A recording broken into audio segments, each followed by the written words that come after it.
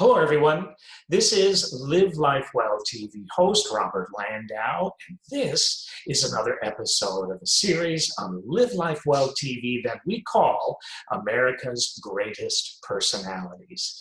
Today, for this episode, it is my pleasure to talk to you about the one and only Clark Gable. He was so much more than just a Hollywood heartthrob. So what we're going to do is paint a character portrait of Mr. Gable, and my hope is, as with every episode of this series, that you end up learning a couple more things about the great Clark Gable that you didn't know before. So here we go.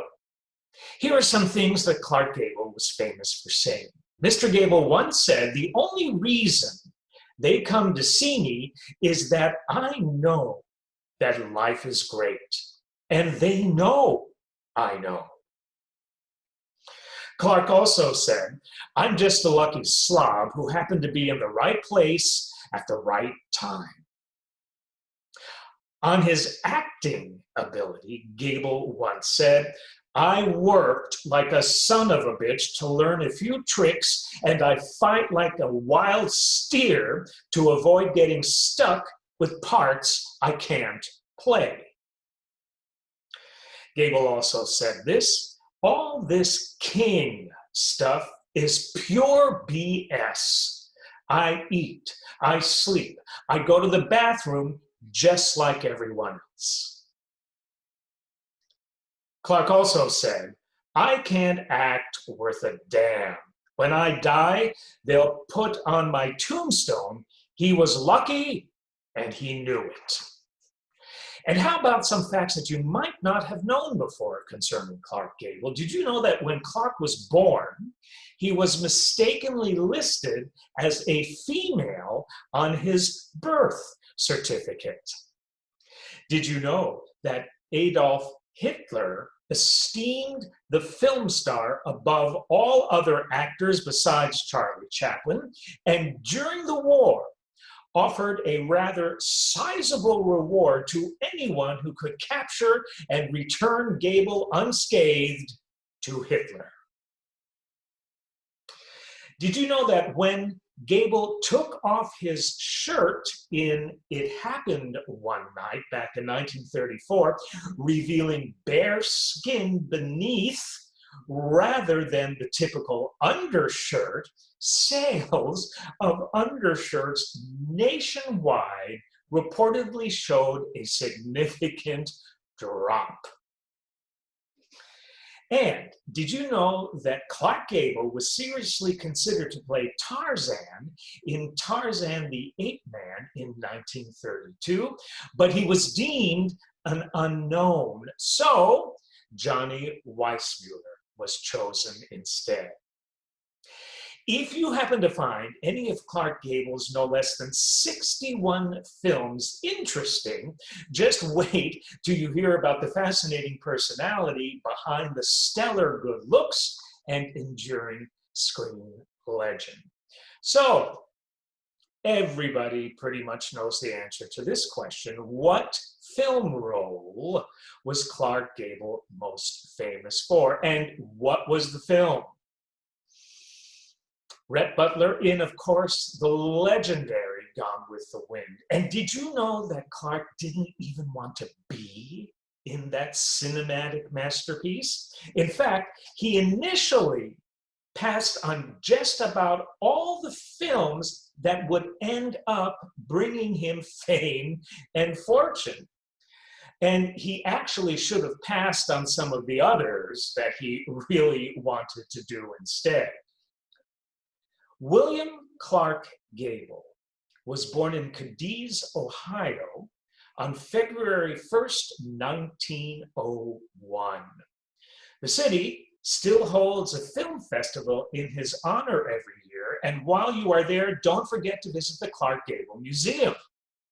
Sadly, Clark would never remember seeing or even ever talking to his loving mother, as she passed on when he was only 7 months old. It just might be that due to that very traumatic incident, Clark always sought out women in romantic relationships that would mother him. If they weren't a number of years senior, then there was just something about them and their energy that had that specific thing to it, a very specific dynamic to their relationship together. Gable was close to his dad, who was a wildcat oil driller. Young Clark would drop out of school to work with his father in the oil fields of Oklahoma for no less than 3 years. One day, Clark went to see a stage play, and he never forgot it. It made such a deep impression on him that while he was sitting there that night, he would look up and imagine himself in those actors' roles. And it was then that he realized what he wanted to do for the rest of his life. And when Clark Gable made up his mind to do something, you better believe it would get done. No second guessing about that. So now, at 21 years old, Gable used a $300 inheritance to launch an acting career. He soon met an actress by the name of Josephine Turner, who started to give him acting lessons as well as much needed career advice. Gable also ended up marrying her. Josephine was 40 years older than Clark. With Josephine's help, young Clark knew that acting would be a great fit as a career choice, and so the couple decided to pick up and move to Hollywood. Clark would land extra roles in a number of silent films in 1924 and 1925.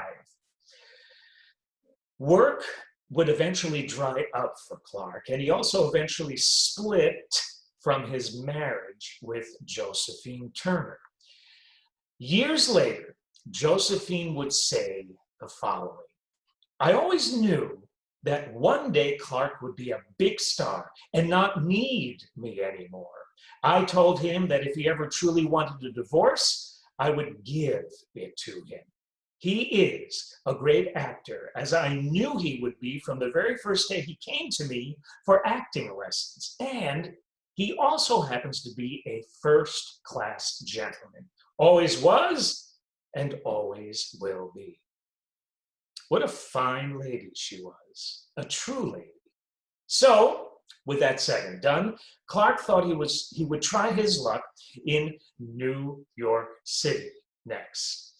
His eyes were set on Broadway, and he eventually made it there, playing occasional roles. During this time, a very famous actor back in the day would become Clark's good and dear friend. It was none other than Mr. Lionel Barrymore. It was Barrymore who eventually helped Gable to get to the next stage of his fledgling acting career. Barrymore was the one who got Gable a screen test at MGM, but question, was that screen test successful, and would anything ever become of that screen test? Well, no. No, it wasn't successful at all. So another screen test would follow for Warner Brothers this time, but production chief Darryl F. Zanuck said these words after he saw Clark's Warner Brothers screen test. Zanuck said, "No way. His ears are too big and he looks like an ape." Finally, Gable was able to make The Painted Desert in 1931. This was a Western that also starred William Boyd, who would later be known as Hopalong Cassidy. Hopalong Cassidy. Gable would then test once again back at MGM, something that Lionel Barrymore would help arrange. This time, Clark got a contract out of it and a small role as Constance Bennett's brother-in-law in a film called The Easiest Way. Within a year, just a year, he rose to stardom, and MGM reissued the film that I just mentioned with Constance Bennett, but this time, Clark Gable received top billing. Other films would follow, including a film by the name of Night Nurse. Audiences, when they would see that film, would literally gasp in horror when they saw Gable punch none other than Barbara Stanwyck on the chin. Gable started to make his reputation playing rough and tough gangster types, but it was also during this time that Clark was involved with a lady by the name of Rhea Davis. Rhea Davis was a famous socialite and ended up teaching Gable the social graces he needed to not only circulate in Hollywood, but just about everywhere else. These were the social circles he now found himself in, and it was very necessary to work those social circles and navigate them successfully. Many years his senior, he would end up marrying her. Movie roles started to flow now for Clark, and he felt that he could pick and choose what roles he wanted to portray on the silver screen.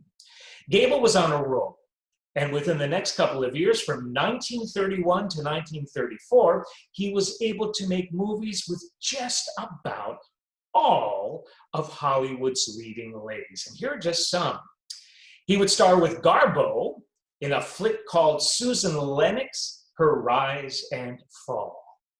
He would star with Joan Crawford in two films, one Possessed and the other Dancing Lady. He would star with Norma Shearer in Strange Interlude, and with Myrna Loy in two films, Men in White and Manhattan Melodrama. And if that wasn't enough, he would star with Jean Harlow in Red Dust and Hold Your Man. Hollywood was looking for a handsome leading man who wasn't afraid to mess his hair up and get mud all over his clothes. Other cookie-cutter male leads back in that day were not as willing to get their hair messed up and get mud all over their clothes. So Gable knew that he could fill a much-needed, very important niche. Because of this, he refused to play many of the stock characters that MGM wanted him to play. When he refused to play opposite Joan Crawford in one of her soap opera type films, Louis B. Mayer punished Gable by loaning him out to Columbia Pictures. So there. But Gable would get Mayer back. Why? Because at Columbia, Gable would make 1934's It Happened One Night, which earned Gable his first Academy Award. Because Gable played a role in the film against type, like I said at the beginning, he didn't want to make that picture either. Thank God he did. But you know what? Also, his co-star in that film didn't want to make that picture either, and that was Claudette Colbert. The movie's famous director, Frank Capra, ended up convincing his stars, and it took a while, to stay with the production, and that film would end up sweeping the Academy Awards that year. The only one who wasn't happy with Gable that year, besides Louis B. Mayer, were a number of undershirt manufacturers, because as I said at the beginning of the presentation, in that film, Gable took his shirt off and wasn't wearing an undershirt. This was largely a first in films during this period, and men in America literally stopped buying undershirts for quite some time. When Louis B. Mayer found out that two of his top stars were having an affair, Gable and Joan Crawford, he threatened to ruin both of their careers. But did that stop Gable? Hell no.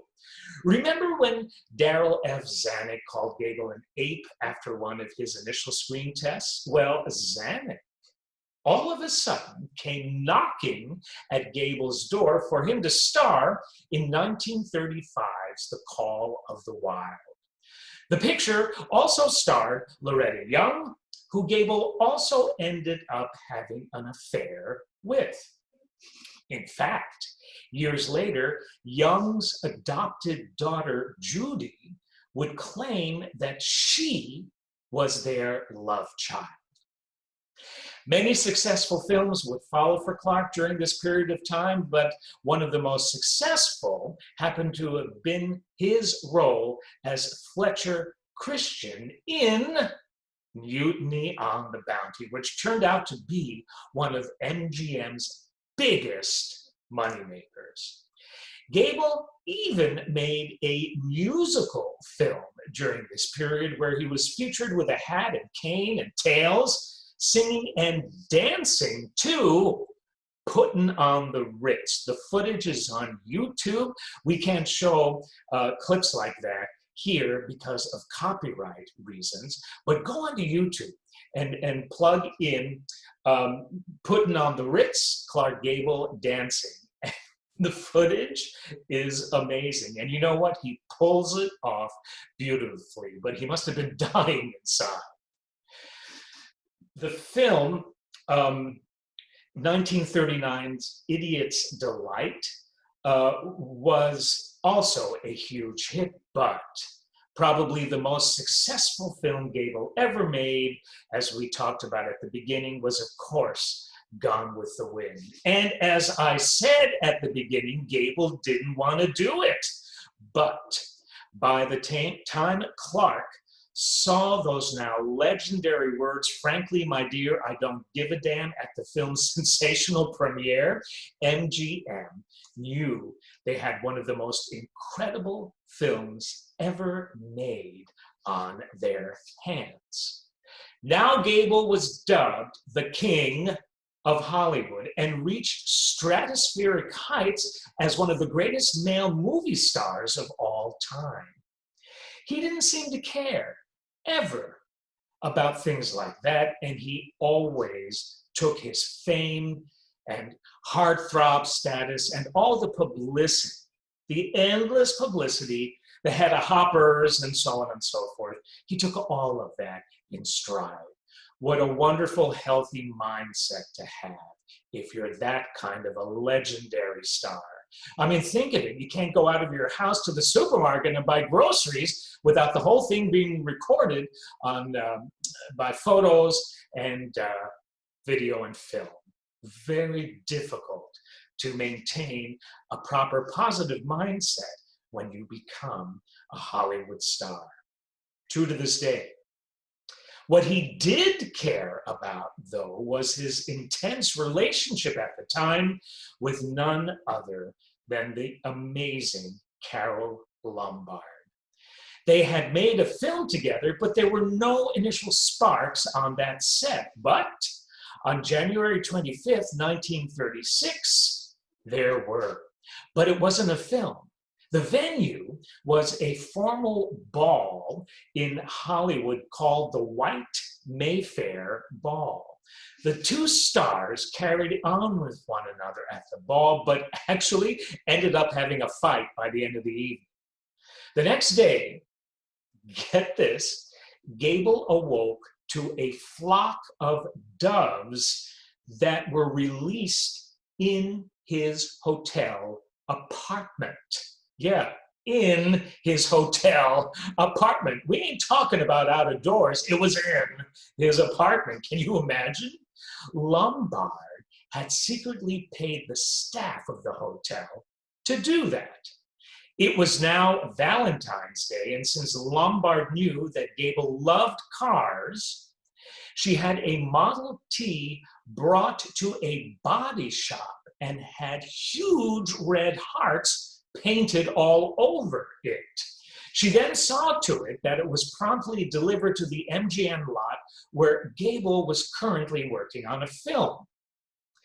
A note was attached to the steering wheel that Gable went out and read that said, "You are driving me crazy." Gable called Lombard and had to ask her out for a date, and of course the rest is history. Lombard, to prepare for that first date that night, spent all day getting ready for her date with her dream man. She looked resplendent in a champagne-colored gown with a white chinchilla jacket. That evening, he came to pick her up in that Model T Ford with all them red hearts painted all over it, and the two happily, merrily chugged down Hollywood Boulevard at 10 miles per hour, laughing all the way.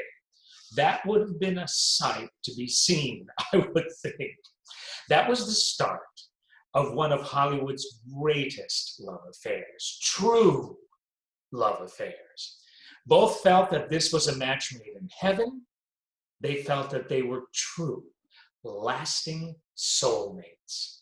Now in the process of getting divorces, Gable and Lombard would soon be married. On the set of Gable's film Parnell, Judy Garland sang to Gable a hit tune called "You Made Me Love You." Carole Lombard bought Garland's recording of that tune and played it endlessly, ceaselessly, driving Gable absolutely bonkers. In March of 1939, Gable had a few days off from filming Gone with the Wind, and he and Lombard eloped to Kingman, Arizona. This truly was a fairy tale romance. The two were so very much in love and were constantly playing jokes on one another. Humor keeps any relationship alive. Humor, to that end, was present each and every day in their passionate love for one another, and no two people were ever happier, it seemed, until one tragic day that would forever change their lives. In January of 1942, Carole Lombard was on a war bond selling tour and was returning from her home state of Indiana, where she had sold, get this, over $2 million worth of war bonds. She was supposed to take the train back to California, but was extremely tired and wanted to get home as quickly as she could back to her adoring husband, just as soon as possible. A friend of hers insisted that she take the train. Lombard said, train or plane, train or plane. Okay, let's flip a coin and decide which way I will ultimately go home. It was the flip of a coin and pilot error that ended the life of what many feel was the greatest comic actress of all time. On January 16th, 1942, Clark Gable must have felt that his life had ended too. Needless to say, he was absolutely devastated and really didn't feel like life was worth living now that his soulmate and best friend in the whole wide world was no longer by his side. He did what was very smart to do. He did something. When you distract your brain, when you're so deeply grieving and so deeply depressed, it's actually a very healthy thing to do. So to that end, Gable decided to enlist in the Air Corps. He ended up participating in several bombing raids over Nazi Germany, achieving the rank of major and ultimately receiving the Distinguished Flying Cross for his gallant efforts. In 1945, Gable returned to Hollywood, and there were a lot of people who were very happy about that. He made a string of films with some of the best stars and directors, but most of them just weren't hits. It seemed as if something was gone. Something was missing from the Clark Gable that everyone had known previously. 1953's Mogambo with Loretta Young was a hit and showed everyone that Gable still had what it took to be a star. But life wasn't the same for Gable without Lombard. The aging star would end up marrying two more ladies that, strangely enough, looked very much like Carole Lombard. But Clark would never find true, lasting happiness in the type of relationship that he had with Carole again. It is said that he mourned the loss of Lombard for the rest of his life. Understandably so.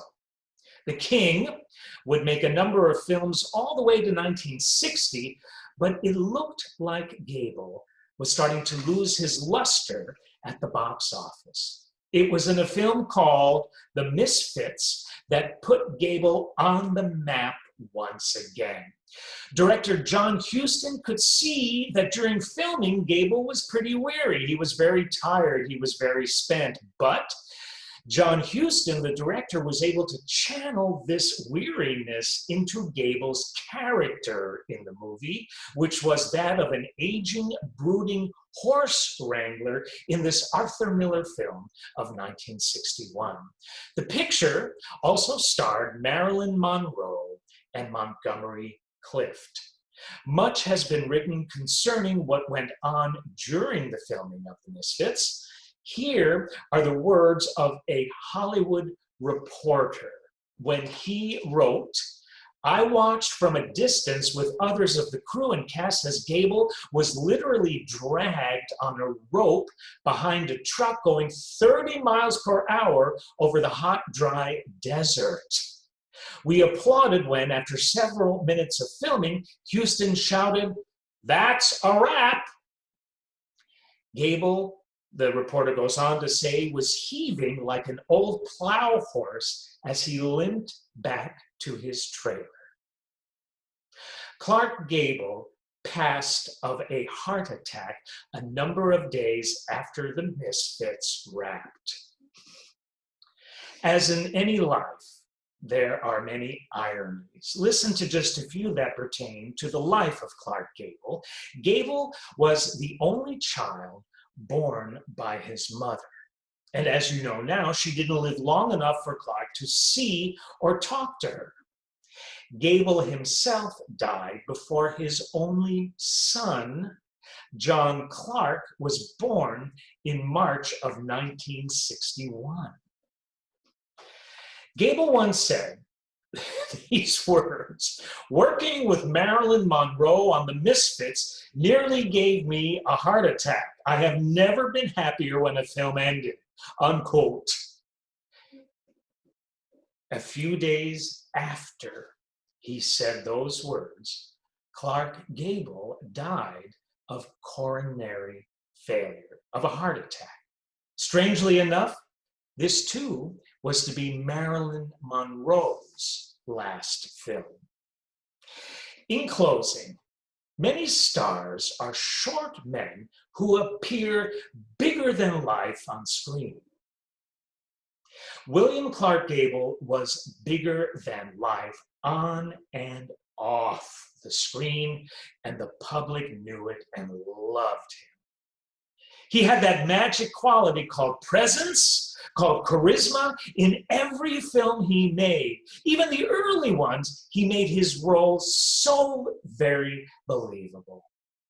Clark Gable, the king of Hollywood, was buried in a closed casket because he had told his wife Katie once, "I don't want a lot of strangers looking down at my wrinkles and my big fat belly when I'm dead." He died November 16th, 1960, at only 59 years of age. It is sad that Gable couldn't have been around to see his reviews for The Misfits because they were overwhelmingly the best reviews of his entire career. The New York Times obituary said, "Gable was as certain as the sunrise. He was consistently and stubbornly all man." And you know what? The New York Times was right. But you know what? Gable was even so much more. And I'll tell you what I appreciate most about him. He was always true to himself. He would always ask himself if this next move was a good one for him, never mind what Hollywood wanted for him. He had a brilliant sense of humor, and he lived to be in love. And when you're that honest, when you're that passionate, when you love life and every minute of it so much, everybody who's around you can feel it. And that was the great Clark Gable. Thank you so much for tuning in, everybody. This has been Robert Landau, Live Life Well TV, host with another episode of America's Greatest Personalities. We'll see you at other episodes in the series, as well as more than over 100 other TV shows that you can view on Live Life Well TV. Thanks for spending this time with me. We'll see you again soon.